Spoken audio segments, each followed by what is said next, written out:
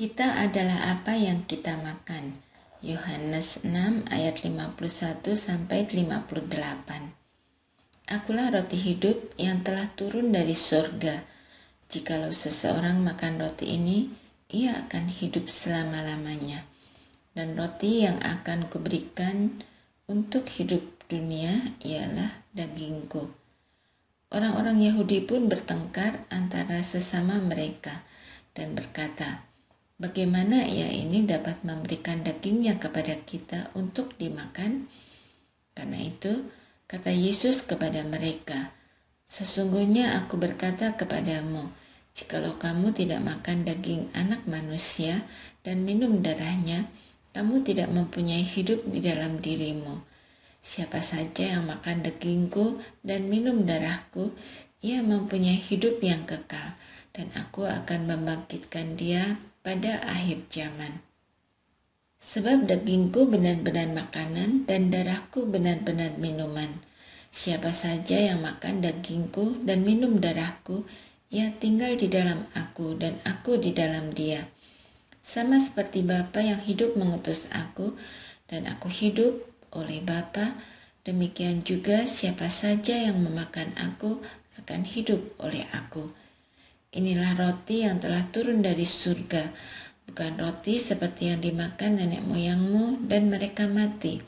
Siapa saja yang makan roti ini, ia akan hidup selama-lamanya. Saudara-saudari yang terkasih dalam Kristus, hari ini kita akan merenungkan tema kita adalah apa yang kita makan, berdasarkan Yohanes 6 ayat 51 sampai 58. Dalam perikop ini, Yesus menyampaikan ajaran yang dalam tentang dirinya sebagai roti hidup yang turun dari surga. Yesus berkata, akulah roti hidup yang telah turun dari surga. Jikalau seorang makan dari roti ini, ia akan hidup selama-lamanya. Dan roti yang kuberikan itu ialah dagingku yang akan kuberikan untuk hidup dunia. Yesus menggunakan metafora makan untuk menggambarkan hubungan yang intim dan esensial antara dirinya dan para pengikutnya. Dia mengundang kita untuk menerima dan menyatu dengannya, bukan hanya secara fisik, tetapi juga secara rohani. Roti hidup yang menyegarkan jiwa. Yesus mengatakan bahwa siapa saja yang makan dari roti hidup ini akan hidup selama-lamanya. Ini menunjukkan bahwa makanan rohani yang diberikan Yesus memberikan kehidupan kekal. Ketika kita menerima Yesus dalam hidup kita, kita menerima kehidupan yang baru dan kekal. Makanan rohani ini adalah sumber kekuatan dan pengharapan kita dalam menghadapi tantangan hidup sehari-hari. Makan dan minum tubuh dan darah Kristus dalam ayat 53 sampai 56. Yesus berbicara tentang makan dagingnya dan minum darahnya.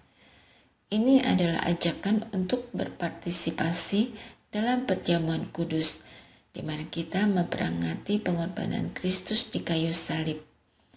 Melalui perjamuan kudus, kita diingatkan bahwa Kristus telah memberikan hidupnya untuk kita, dan dengan menerimanya, kita diikut sertakan dalam kehidupannya yang kekal.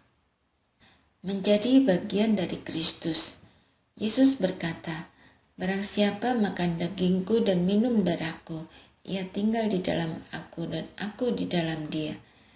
Ini adalah undangan untuk memiliki hubungan yang erat dengan Yesus. Ketika kita menerima Kristus, kita diundang untuk tinggal di dalamnya dan dia di dalam kita. Kehadiran Kristus dalam hidup kita mengubah siapa kita dan bagaimana kita hidup. Kita dipanggil untuk mencerminkan karakter dan kasih Kristus dalam setiap aspek kehidupan kita. Kehidupan yang berbuah. Sebagai orang yang menerima Yesus sebagai roti hidup, kita dipanggil untuk hidup yang berbuah. Makanan rohani yang kita terima dari Kristus memberi kita kekuatan untuk menghasilkan buah dalam hidup kita. Buah kasih, sukacita, damai sejahtera, kesabaran, kemurahan, kebaikan, kesetiaan, kelemah lembutan, dan penguasaan diri.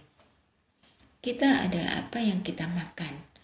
Dalam kehidupan fisik, makanan yang kita konsumsi mempengaruhi kesehatan dan kesejahteraan kita.